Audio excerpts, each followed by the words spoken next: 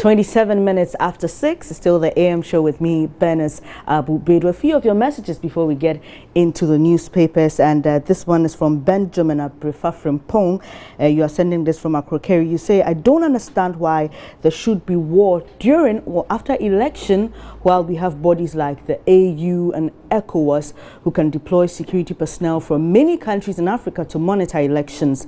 For instance, 2 military men, 1 police and 1 prison officer, as well as other security persons at every polling station. And that's his suggestion. And this one says, I'll be happy if President Mahama can make Aflao can also give residents of Aflao, 1 house, 1 meter. This is Innocent Akpobi from Aflao. Okay, let's get into the papers. Let's start with the Daily Graphic, and it has on its front page, graphic town hall meeting, parties must support EC, not undermine it.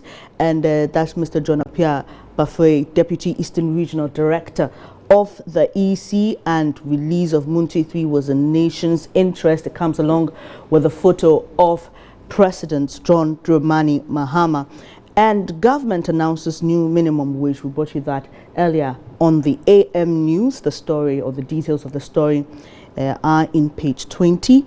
EC identifies 81 flashpoints, seeks police assistance for adequate security. Comes along with a photograph of Dr. Mohammed Ibn Chambers, Dr. Kwesi Yenin, and Madame Charlotte Osei over there. So there you can see, let's check the back page of the Daily Graphic. Says 250,000 people to receive support to construct toilets in homes. Now this has been quite an issue here in Ghana, and let me pick the first few paragraphs of that story. It says about 250,000 people are to benefit from a project aimed at supporting homeowners and individuals to put up improved toilet facilities in their home.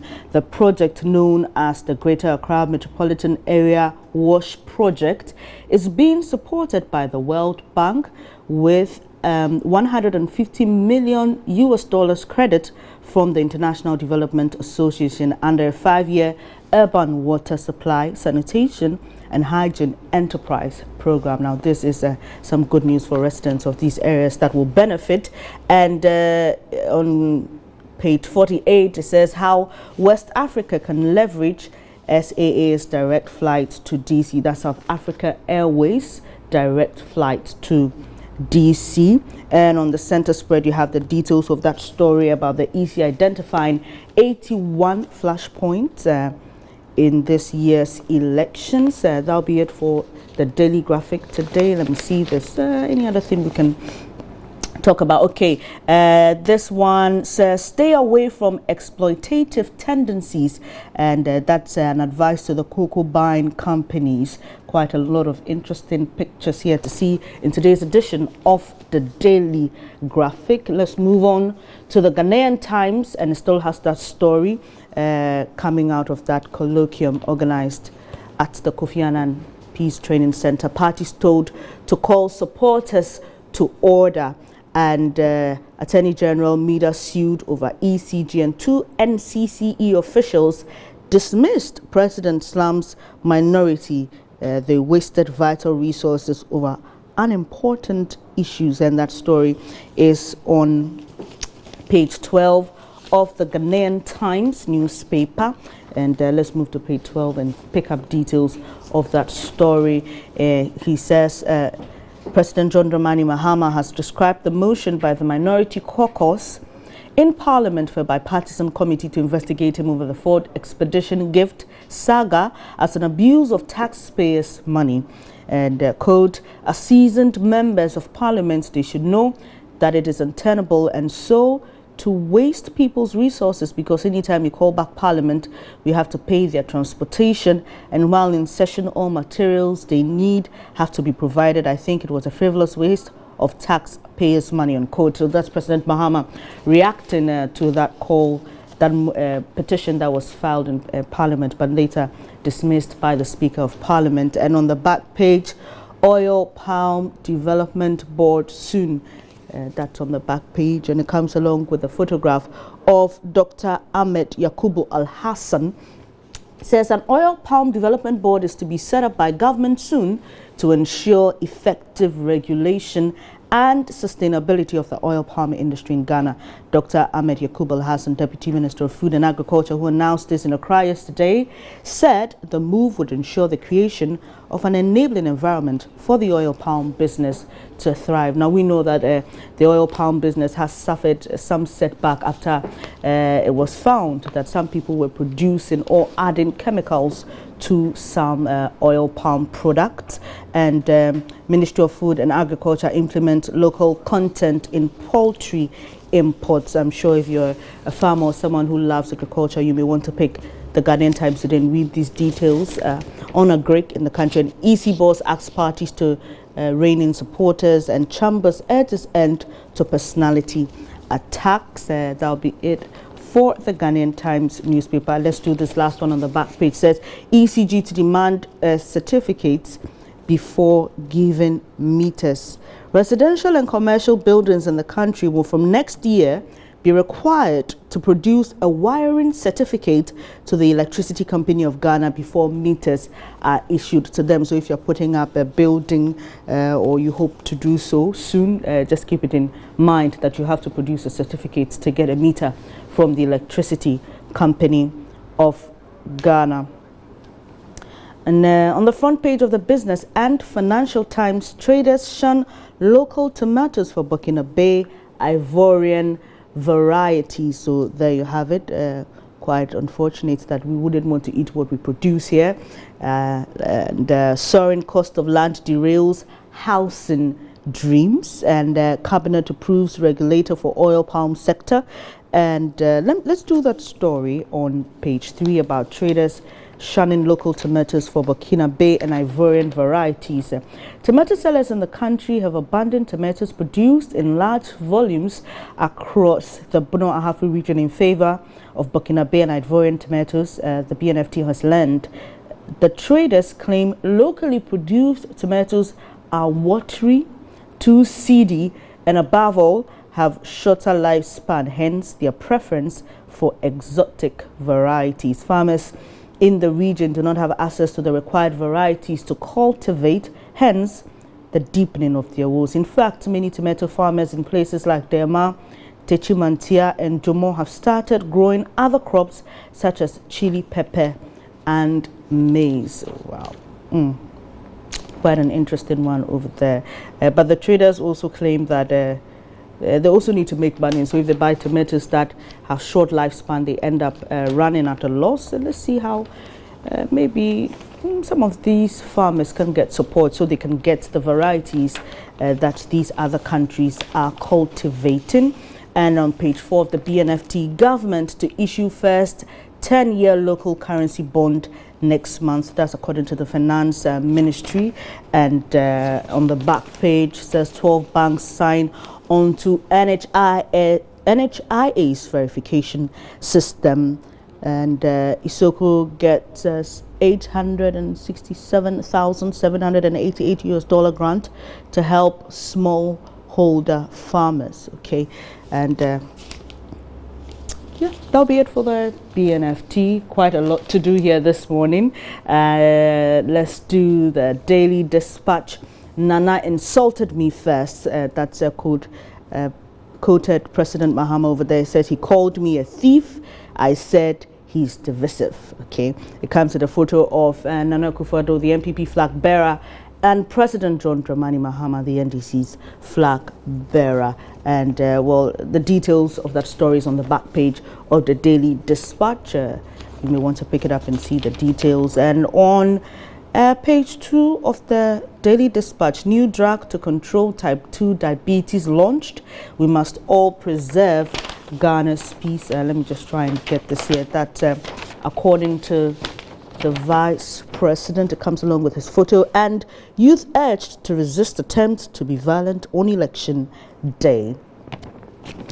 Okay, so let's wrap it up here quickly, then we can see what's happening on some online portals. Today newspaper, National Labour Commission drags GOSPA to court over illegal strike. Now we know that some pharmacists in the government hospitals and clinics have gone on strike for some time now, and also on the front page, the PPP's campaign returns to the Central Region on September 10, and obviously with about 3 months to the election, and specifically 89 days to election day, you'd expect that a lot of people will be doing a lot of work. I mean, in terms of campaigning and getting people to choose them to go to the Flagstaff House. And on the back page, well, that's an advertisement.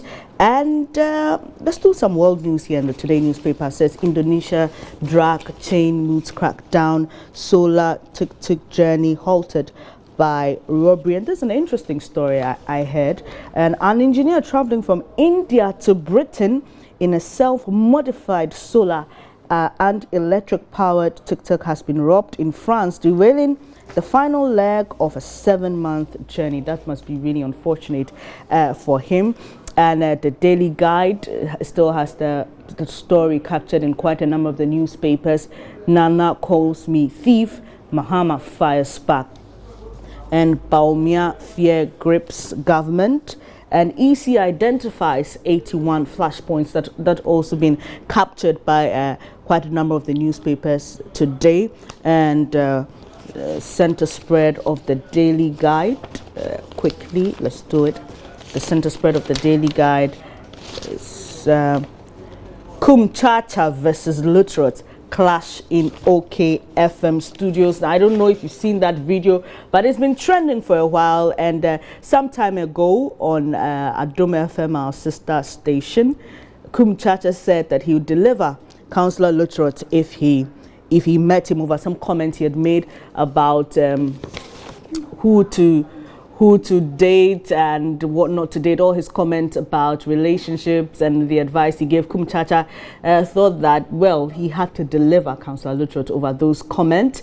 But I spoke to Councillor Lutrot personally, and he said that if Kumchacha was a great man of God, as he claims, he didn't need to see him to deliver him. He could just do it, you know, in the realm of the spirit, and anything could happen. So yesterday, the two of them met, and that video has gone viral of Kumchacha laying hands at some point on Councillor Lutrot's head and trying to deliver him. Interesting one over there. And also Prophet Words actor Saraya. Okay, right, that's and Peace Up Africa launched. That's in the center spread of today's edition of the Daily Guide newspaper. And on the front page of the Business Finder, cocoa, another shortfall looms. Only 720,000 tons will be bagged. Ghana is set to experience another shortfall of about 130,000 metric tons in cocoa beans for the 2015-2016 crop season, when the light crop season ends this month, Business Finder has learned. And this is rather unfortunate. Growing up, I used to flaunt to some of my friends who were not in this country, pen pals and all that, about how Ghana was world leader in the production of cocoa, and we could produce the best. But unfortunately, for some time now, we seem to have lost that position, and well, there are a lot of reasons being given for that. But on the center spread, the Royal Bank truly on course, and according to Dr. Bart Nyako, and EcoBank spearheads model school project, West Atlantic Bank on massive branch expansion. Okay, so that ends it for the newspapers today, and let's quickly check what's happening on some online portals. Let's start with myjoyonline.com, and there it has the photo of Labour Minister Haruna Idrisu, and he is actually begging that GOSPA rescinds his decision about their strike. Let's start from the first banner headline. Transcript, Reading coach Jab Stam details why Jan failed medical. So you can get onto myjoyonline.com and see the transcript word for word about how Jan failed and why he failed the medical ad reading. Political parties urged to educate agents on proxy voting to avoid chaos. Yesterday we had a conversation with Ibrahim Ejay, who is the spokesperson for the Let My Vote Count Alliance, and also the EC head of communication, on the issue of proxy voting and whether or not people really understood what it meant. Well, we are being told now that political parties are being urged to educate their party fellows and sympathizers. MPP launches manifesto on October 8th, John Bwedu reveal. So the NDC says they'll do this on September 17th, and the MPP will do this on October 8th. Labour Minister begs striking pharmacists to back down, says no funds to meet demands. And one of the newspapers is saying that the Labour Ministry is actually taking them to court over what they claim to be an illegal strike by GOSPA.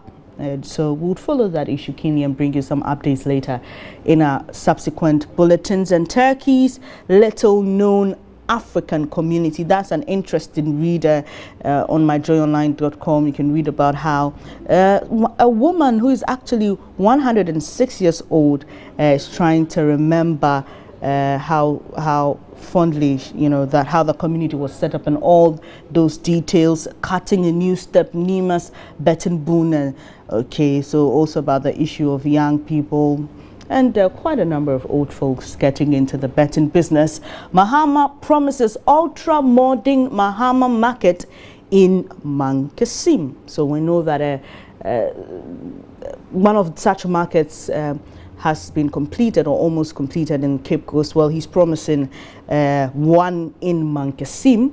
Let's move on to the next and the last banner headline on My Joy Online. Kumtata delivers quote demon-possessed councillor Lutrot, and that was captured. Let's do this. ECG workers pour venom on media over Ghana Power Compact 2.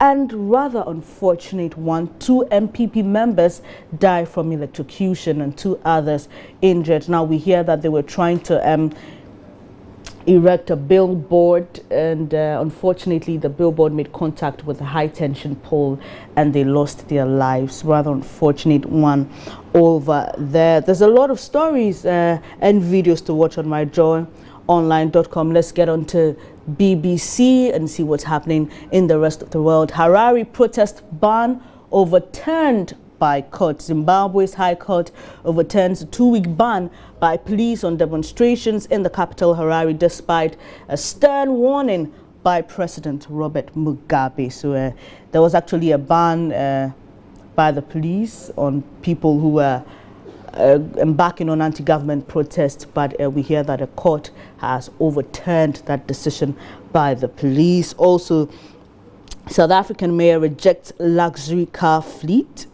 Interesting, interesting to read in this part of the world that a mayor rejects luxury car fleet. And Africa highlights Boko Haram rivals clash. ANC anger at Nazi-style book burning. There's also outrage over Egyptian MP's FGM remarks. Gabon leader hits back at EU over fraud, and stateless girl granted South African citizenship. And we brought you that, I think, about a day or 2 ago. And so there's a lot more to read on BBC's page. News from all over the world.